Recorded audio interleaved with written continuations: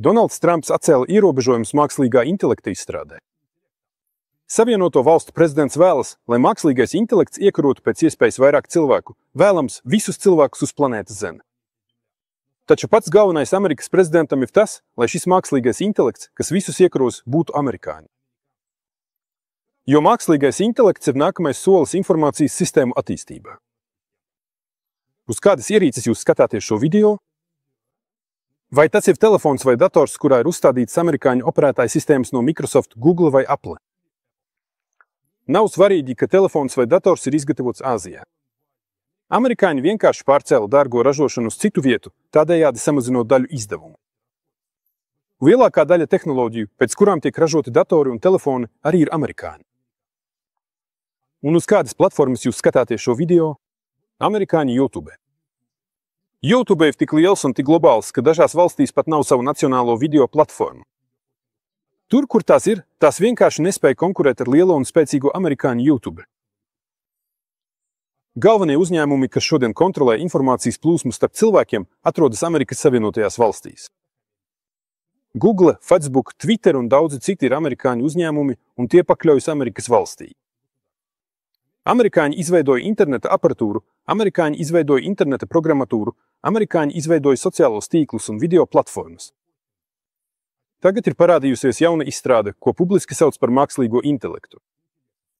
Mēs neiedziļināsimies tajā, cik tas ir gudrs un cik lielā mērā tas aizstās cilvēku. Mums nav vajadzīgas šīs bezjēdzīgās filozofiskās diskusijas.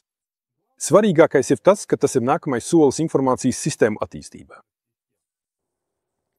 Izveidot un apmācīt neironu tīklu maksā desmitiem un pat simtiem miljonu dolāru. Tā ir ļoti liela nauda parastam pilsonim. Taču uzņēmums Meta tērē desmitiem un simtiem miljonu dolāru izstrādē, bet pēc tam izplata savu neironu tīklu, savu mākslīgo intelektu Llama bez maksas. Ņem un lieto. Kas tas ir? Kas tas ir par biznesu? Iztērēt milzīgu naudu un pēc tam visu izdalīt bez maksas. Tāpēc, ka tas ir lēti. Viens strateģiskais bumbvedējs maksā tikpat, cik visas neironu tīkla izstrāde.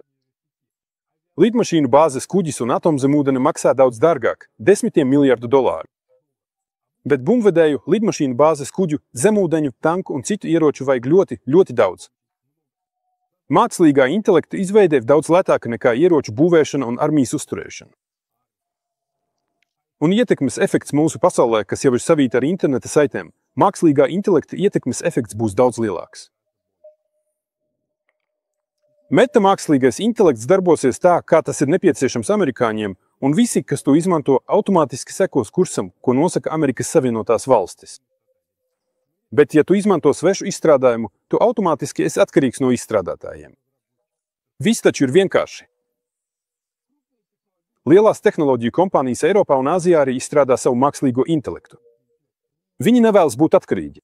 Arī lielas un vidējas valstis var izveidot savu mākslīgo intelektu.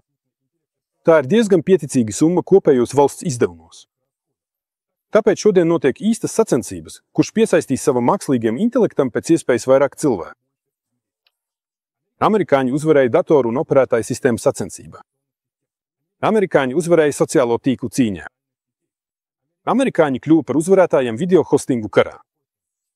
Nu, protams, amerikāņi vēlas uzvarēt mākslīgā intelekta cīņā. Tāpēc Trumps piešķīra Amerikas uzņēmumiem, kas izstrādā mākslīgo intelektu, 100 miljardus dolāru. Un apsolīja dot vēl vairāk. Lai Amerikas Savienotās valstis iegūtu līderpozīcijas jaunajā informācijas sistēmu attīstības posmā. Donalds Trumps patiesībā ir ļoti konsekvents. Viņš turas pie kursa saglabāt un palielināt Amerikas Savienoto valstu globālo varu. Jaunais tehnoloģiju attīstības posms rada jaunu cīņu par līderību. Lai gan amerikāņu sabiedrībai atceļot šos ierobežojumus, noteikti radīsies nepatīkamas sekas. Jā, patiesībā ne tikai amerikāņu, bet jebkurai sabiedrībai. Noteikti cietīs plašas iedzīvotāju grupas. Mākslīgais intelekts būtiski mainīs pastāvošos noteikumus.